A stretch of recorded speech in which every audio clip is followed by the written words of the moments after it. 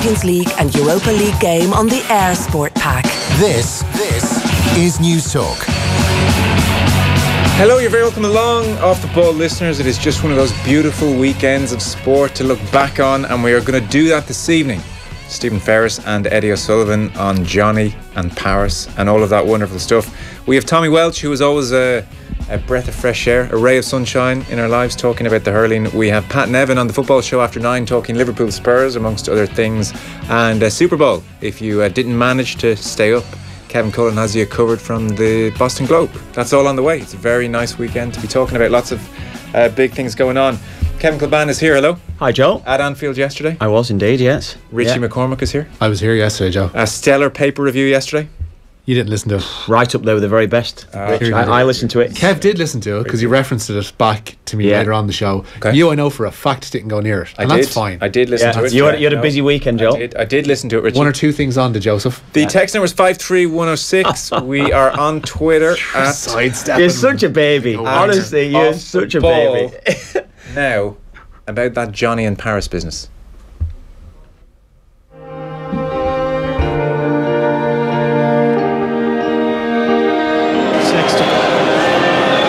Charlotte back into a 9-point advantage. Hold that slightly, more than slightly. It's a bad miss from one of the best kickers in the world. Dupont, Teddy Thomas, space in front of Thomas. He could go through the middle here. Teddy Thomas for the line, and over he goes. Try for France, and the lead is won.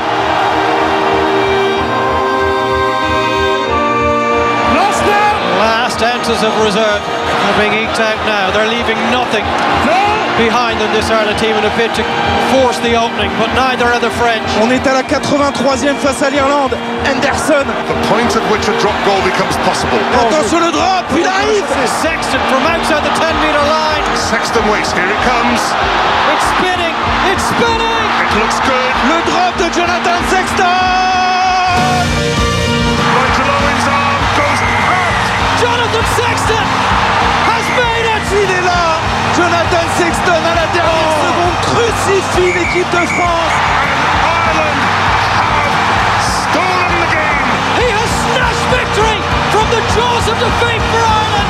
The full-time whistle is gone, and Ireland defeated the French by 2 points. C'est terrible, terrible. What a strike from distance, just creeps over.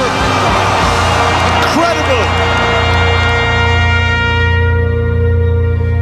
Incredible is the word. 41 phases of play, 42 metres out in the wet and the rain and the pressure, and a couple of French dudes running at him, and Johnny Sexton delivered. And Richie McCormack delivered that beautiful montage as well. Very, very nice work from Richie. Dave McIntyre in amongst the greats there, nailing it. Dave got his moment in the first weekend. I spoke to Dave this afternoon. There's no other man that could actually...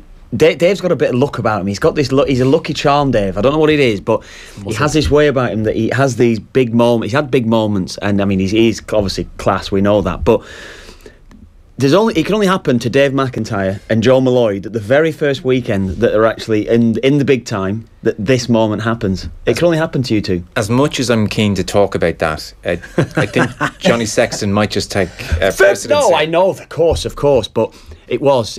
The moment itself was just, it was brilliant, wasn't it? Because it wasn't a great game, it wasn't a great watch. I got in for the most of the second half, really. It wasn't a great watch. It was a tough watch, I have to say. Turgid game. It was wet. It brought the teams together. There was no free-flowing rugby. When it got described, or was going to get inevitably described as one for the purists should have taken to the streets and protested that was not in their name, because it was ugly up until the Thomas try really opened things up. And for that, we talked about, there's a piece from Eamon Sweeney in the Sindo yesterday about Tom Brady being a clutch player. Turns out we got one in Johnny Sexton, because it wasn't just the drop at goal. There were 3 moments, the drop being the last of those. There were 3 moments in that build up of 41 phases where Sexton was involved and provided 2 brilliant moments. There was a pass for Henderson, I think it was, which gave us more, I think, territory than we had at any stage up until the build in that play, and then the kick into diagonal space for Keith Earls. Well, that's the key moment. I mean, that was amazing. I think all of us really watching were screaming, no, no, no, no, no, no, don't you dare, as he was looking at Keith Earls and decided, I'm going to put this onto my laces and punt it over there, because like that was the game. I mean, if that's even fumbled, it's over. We're done. Who does that? There's probably nobody in the world that would have done it. But it was a recognition they were going nowhere. Yeah. We've got to make at least 20 or 30 metres here, and we've gone through about 28 phases actually. It was 28 phases in. Yeah. They really weren't getting even close to halfway, and it was just an element of instinctively or otherwise, I figure we've got to do this. And then Earls, the jump and the catch and the cut inside, and then he made about 10 metres there, and suddenly it was on. Ronan Garr made a really interesting point as well. There's about 1 billion different aspects to the whole thing which are impressive, but even one of the things you mightn't think about is that Sexton has to get his distance right when Murray's about to pass to him, as in he was making the point when he, in his own word, hit that scoopy drop goal in 09. Yeah. He was under the post effectively. He just had to get it over the charge, and so he could kick it straight in the air. Quicker goes up, quicker it's going to come down. Whereas with Sexton, he had to hit this like a 3-iron. This was going to have to rise very, very, very, very slowly to have the distance, 42 metres. And so he had to calculate, how much space do I need to get that slow, low takeaway before a French charger gets to me. And that is just one of the many geometrical questions he was figuring out in his head. It was effortless as well, wasn't it? It was effortless when you watch the kick itself. It was just so natural to him. Just to, you said maybe judged the distance, got everything right, and the execution as well to do that under that much pressure. That's the true greatness of him, isn't it? That's the thing. It was really amazing. It's just amazing. So Conor Murray came out and spoke afterwards to the press. Oisin Langan was there for Off the Ball. We're going to play that at 7:30. Murray is very interesting as well on what was going on between him and Sexton at the key moments. He kind of talks about a raised eyebrow or a nod from Sexton as opposed to too much talk between them when he knew it was time to go. So we'll play that at 7:30. And then Eddie O'Sullivan and Stephen Ferris. Stephen Ferris can give us an insight into what it's like to go through 41 phases where you are one of the guys that has to do a lot of the carrying. Peter O'Mahony, 17 involvements in the 41 phases. CJ Stander with the final carry before Murray set up Sexton. It's the Schmidt doctrine incarnate, though, but just in the level of preparation and the level of discipline that he wants to see in his sides was borne out in those 41 phases, to go 3 minutes almost deep into injury time and produce all that. Like, fantastic. It looked done. I mean, I thought it's done. Yeah. At some stage there'll be a turnover. At some stage there'll be an infraction there, but no. It was the discipline just struck me as being incredible. Yeah, amazing. It was just looking back at these moments in years to come. It's just truly, it is one of those moments, isn't it? Yeah, iconic. Instantly those iconic. Moments. Instantly, it just felt iconic. In the rain, Paris. Like, you're talking since 72, 2 wins since 1972 up until yesterday, or up until Saturday rather, with obviously the O'Driscoll hat-trick, and then a couple of years ago for the championship. 2 wins in Paris in 72. You said that to me today, and it does put everything into perspective. Well, you were cribbing saying, it wasn't a great game. No, but no, I know that. It wasn't. I didn't feel as though it was. And again, on both sides of the ball, it was poor. Yeah, I'm looking at it as well, wanting, I mean, I don't really know, I'm looking for a bit of education when you're watching it, and I've seen much better games. It's an educated eye. Yeah, you will. I'm sure you will, Joe. I'm sure you've come off the pitch for Ireland in particular, and once or twice. Trap. Sorry. I'm sure you come off for Ireland though after a really good draw or a 1-0 win, and being out there, it was tight, it was hard fought, it was messy, it was really difficult, and you thought, boom, that's a great point, or we're delighted with that, that's really good. Yeah. And the general reaction of the public and the punter team was a kind of, God, that was dull. Yeah, totally. And I think that actually does bring teams together. That sort of performance, that the way in which the game was won, I think it does bring the team together more, because it's, as you said there, that well fought win. It's not just about your goalkeeper perhaps making a couple of saves. It's not just about your back four that's keeping a team out. It's about everyone, the collective squad, the collective team coming together and grinding out a result. And that is what they did, and that's what makes that team spirit and that bonding even greater, I think, after that sort of win. Someone picking up on your point, Rich, Mark in Dublin was over in Paris this weekend. Unbelievable question: has anybody ever seen 3 kicks involved in leading to a try? I think he means drop goal, but anyway, 1 to restart, 1 across the worlds, and the magic kick at the end. Yeah, not many. Text for Dave McIntyre. Well done to Dave on his great delivery on his first 6 Nations on TV. We have to give him a bit of credit, haven't we? No, he did well. So somebody else says the drop goal was amazing, but please talk about the previous 80 minutes. Ireland's complete and utter lack of width and creativity. The Italians now look more imaginative than Ireland, from Shane in Cork. Love the show, lads. I will put that very text to Eddie O'Sullivan and Stephen Ferris, Shane, and see what they think. Lads, we did to the French what the French have done to us for years by beating them in the last few minutes of the game, from Aidan at Source. So I mentioned Kev was at Anfield. That's your first story, Rich. Yeah, we will start with that. Those in charge of English referees say John Moss referencing TV footage and awarding Tottenham a penalty against Liverpool yesterday was misguided.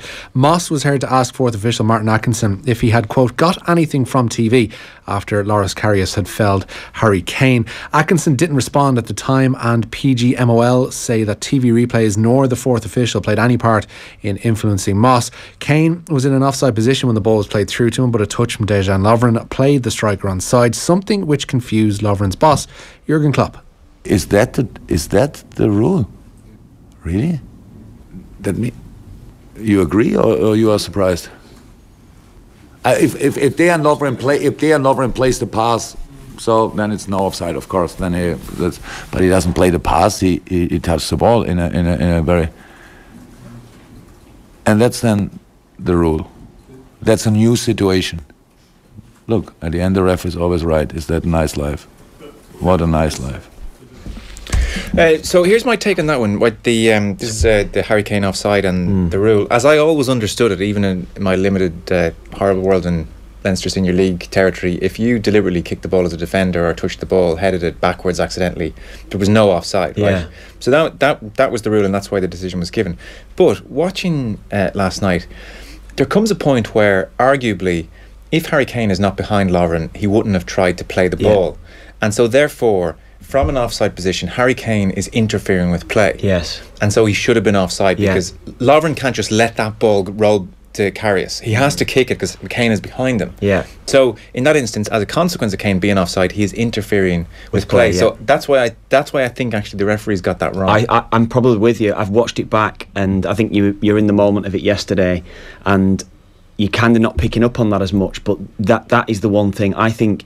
As you say there, Dejan Lovren doesn't just go and hack at the ball. He knows he's under pressure, so Harry Kane is influencing Dejan Lovren's decision. It's a parallel to standing in front of the goalkeeper. It is. I'm with you. And I say the rule states then that he does become active again. Yeah. But that rule that's a bad. That's I know it's the law, but that seems a bad rule to me. We'll get your thoughts. Any texts in from Liverpool fans? Questions for Kev? We'll talk about that game. Got a bit of stick from Liverpool fans. Why? Just a bit. Why? Just a bit. Just over the weekend. Because you said they were penalties. Vehemently saying they were penalties. Did you think the Lamella one was? I think they're both pens, I don't think that was. I think they're both penalties. Soft. And I go back and I said it to Richie. There's no such thing as a soft penalty. No, there isn't such thing as a soft penalty. Lamella was upended in the penalty area, and I feel he goes down. He's gone looking for it. Yes. Klopp's point, and we're into this whole thing of contact again. Klopp was saying it was such a slight amount of contact, it shouldn't have been. I just feel, honestly, I think it was a pen. I do. I think it was a penalty. Just in case there were not enough Republic of Ireland matches coming up for people, Richie. Yeah, good news today. The Republic of Ireland have confirmed 2 international friendlies for the autumn. Martin O'Neill's side will face Northern Ireland at the Aviva on Thursday, November 15th. The game comes 4 days ahead of the Republic's final Nations League group game away to Denmark. It's also in the same week as the 25th anniversary of that famous draw at Windsor Park. But in a ringing endorsement for the game, Northern Ireland manager Michael O'Neill said today, UEFA have made it mandatory that we play a friendly on that date, and when we looked at the options across Europe, travelling to Dublin to play the Republic of Ireland made a lot of sense. Before all of that, the marketing line. It pretty much. I'd like to see that on the FAI's poster for the game. Before all of it, Ireland will travel to Poland for a friendly as well on September the 11th. We'll have Kevin Cullen talking Super Bowl. Yeah, Philadelphia Eagles won their first ever Super Bowl overnight with a 41-33 victory over the New England Patriots in Minneapolis. Backup Eagles quarterback Nick Foles threw for 3 touchdowns and almost 400 yards, denying his opposite number Tom Brady a record 6th Super Bowl ring, and him as well becoming a first 40-year-old winner. Brady says he expects to be back next season, but tight end Rob Gronkowski says he will ponder his future. Aggressive offense had helped the Eagles over the line, and their head coach Doug Peterson has been describing what inspired it. You know, I trust my instincts. I trust everything that I'm doing, and you know, I want to maintain that aggressiveness with the guys. And you know, in games like this against a great opponent, you got to make those tough decisions that way, and keep yourself aggressive. There we go. So we'll talk to Kevin Cullen about that. I just can't. Every year, 10 minutes into the third quarter, my body says you're done. It's over. We've gone far enough. We've seen the halftime show. It's over. Sleep is class. You're around for the halftime show, so you want to see the halftime show. Let's be fair. I do enjoy the halftime show. How was he? Yeah. Well, look, here's the thing. Here is the thing. Joe pontificates on pop. Here we go. This is going to be good.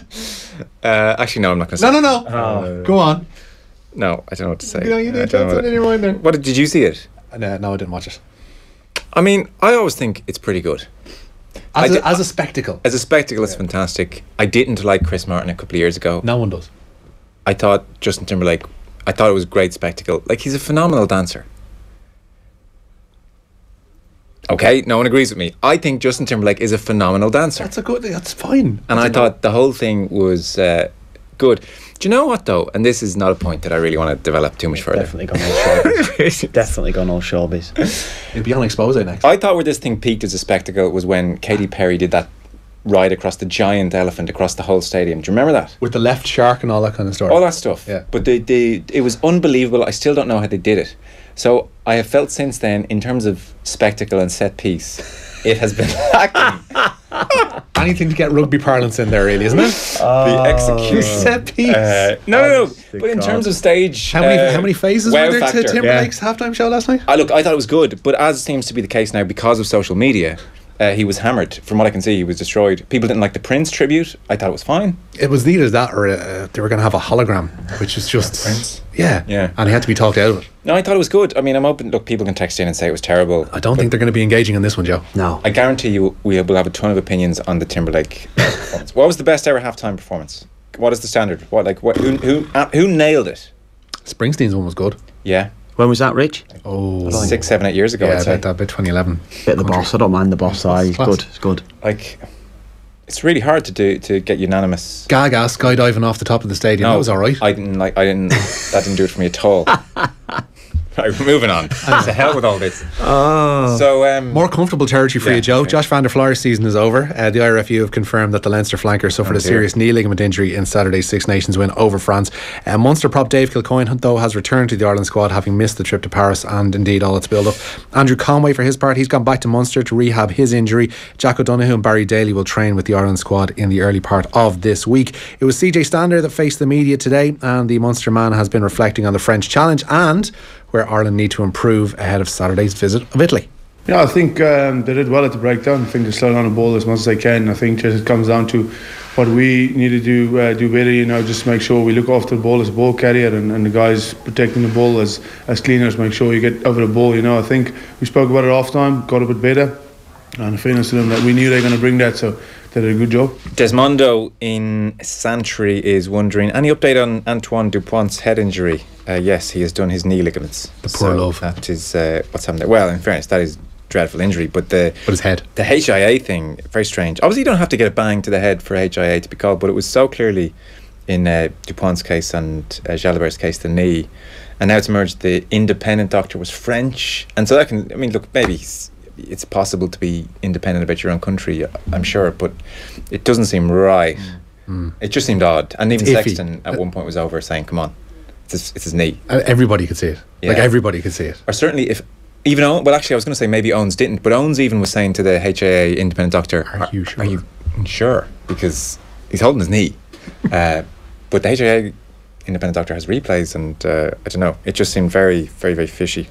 We have a couple of minutes left here. Where are you going? Yeah, tonight's game, Chelsea boss Antonio Conte insisting all of his attention is on their game with Watford tonight. Some reports over the weekend had suggested his future might be in doubt if the champions don't win at Vicarage Road. Conte said that he would like the club, Chelsea that is, to make a public statement of support. The teams are in for this one, a 3-4-3 for Watford. Orestes Carzenas in goal for them, Adrian Mariappa, Sebastian Prodel and Jose Holebas as their back three. Daryl Yambat, Abdoulaye Doucouré, Etienne Capoue and Marvin Ziegler across the midfield, with Jared Deulofeu and Richarlison either side of Troy Deeney. Thibaut Courtois starts in goal for Chelsea, who have Cesar Azpilicueta, David Luiz and Gary Cahill as their back three. Across the midfield, it's Victor Moses, Tume Bakayoko, N'Golo Kante and Diego Zappacosta, or David Zappacosta I should say, with Willian and Pedro either side of Eden Hazard. Olivier Giroud is on the bench for Chelsea, and kick-off at Vicarage Road is at 8. Yeah, there's rumours Conte will be sacked if Chelsea manage to lose this. Wayne Rooney is in the Monday Night Football Sky Sports studio. They've just been showing him actually the Wanyama volley against Liverpool. And as I'm thinking here, they've done it. Fair play to them. I was just about to say it's very similar to his volley against Newcastle. I wonder will they show it to him? They are. And sadly, we can't bring you what he's saying. And please don't put on Sky Sports. And that might have been the best thing to advertise for everyone. Wayne Rooney's on Sky Sports. He's giving great stuff. He scored a volley. It's grand. It was years ago. Let's get over it. It's pretty similar spin though. Yeah, it is. Yeah, the strike from Wanyama was great, wasn't it? Just rising all the way into the net. Couldn't have hit it more perfectly. It was amazing. But it is similar. Have you heard from sources within the game that Conte is? There was talk hearing it Saturday. Yes, I was doing a bit Saturday. That was what you were hearing. Yeah, you were hearing that this could be Conte's last game if they get beat. Now the suggestion is with that then that you're delaying the inevitable even if they win tonight. So we'll see. Okay, so the Grand Slam is still alive. We are 1 from 1 in this year's Six Nations, and in a couple of weeks' time, Off the Ball is hitting the road. February the 23rd, which is a Friday, we are heading over to the Mansion House in Dublin, all in association with HeinekenRugbyClub.com. Join Off the Ball's very own Brian O'Driscoll and Keith Wood and the rest of the team on the eve of Ireland versus Wales. We'll also be joined by some European rugby greats, the Wales and Lions legend Martin Williams, and we will have former France back row Serge Betsen. So you have the chance to win some great prizes on the night as well. To win a pair of tickets, just tell us in which country was Betsen born. So in which country was Betsen born? Text the word rugby, your name and answer to 53106 for 30 cents. We'll announce the winner later on. So that's an Off the Ball Roadshow in association with Heineken. Friday, February 23rd, Mansion House in Dublin. For ticket details to come along, offtheball.com/events, offtheball.com/events, over 18s only. Drink Heineken sensibly. Visit drinkaware.ie. Next up, before we hear from Tommy Welch on the hurling, we're going to hear from Conor Murray. Off the Ball on News Talk. In association with the Air Sport app, allowing you to cast your favourite sporting action from your tablet or mobile phone straight to your TV. News Talk Breakfast. 81-year-old great-grandmother Evelyn Williams, who, if you're watching Ireland's Got Talent this weekend, you will know absolutely stole the show. I feel like a real celeb. Yesterday, my granddaughter and her mum went to the square for a nice meal. And when I reached the door of the square, a bloke came up in a wheelchair coming through So I stood back to let him in. And next of all, he says to me, "Oh my God," he said, "I'm crying all night over you." News Talk Breakfast. In association with AIR. Back tomorrow on News Talk. Are you interested in studying international business and law? Griffith College's Graduate Business School is now enrolling for full and part-time courses. Apply now at griffith.ie. On average, you'll spend over 4 years of your life in a car, so why not enjoy every journey in the 2018 AutoBest Best Buy Car of Europe? And the winner is... the new Citroën C3 Aircross. The compact SUV with class-leading space, comfort and versatility, backed by our 5-year unlimited mileage warranty and powered by award-winning PureTech petrol engines. Book your new Citroën